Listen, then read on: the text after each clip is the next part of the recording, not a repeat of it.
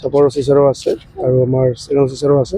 তাতে বৃহৎ এটা সফলতা যে এখন বগা কালাৰৰ বলেৰো বাহনেৰে এটা দলে ড্ৰাগছ লৈ যাই আছে।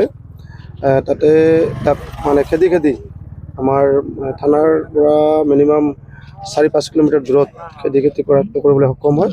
এখন বলেৰো বাহনৰ ভিতৰত তেখেতৰ এটা বেগ পাইছিলে, বেগৰ ভিতৰত ড্ৰাগছ পাইছিলে। আৰু ড্ৰাগছ অলপ নহয়, বহুতখিনি।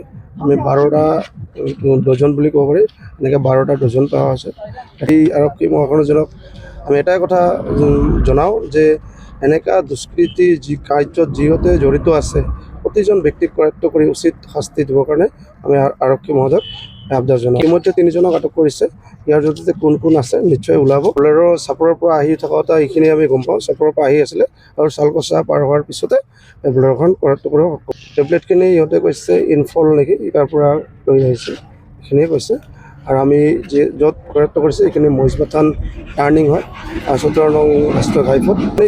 ইহঁতে কৈছে আনুমানিক 3-4 কোটি টকাৰ বস্তু আছে ইয়াতে। চাপৰ চালকচা আৰক্ষীৰ যৌথ অভিযানত এখন বলেৰো বাহনত 3জন ব্যক্তি সহকাৰে 25,000 ইয়াবা টেবলেট জব্দ কৰিবলৈ সক্ষম হয়। আৰু এইসমূহ অপৰাধীক কঠোৰতকৈ কঠোৰ শাস্তি দিবলৈ আহ্বান জনাইছোঁ প্ৰশাসনক। আৰু এই আমাৰ চাপৰ আৰু চালকচা আৰক্ষী প্ৰশাসনক এই পদক্ষেপ লোৱাৰ বাবে আমি শলাগ লৈছোঁ। অনাগত দিনত এইবোৰ অভিযান যাতে আৰক্ষী প্ৰশাসনে চলাই থাকে আৰু এইসমূহ বন্ধ হ'ব লাগে।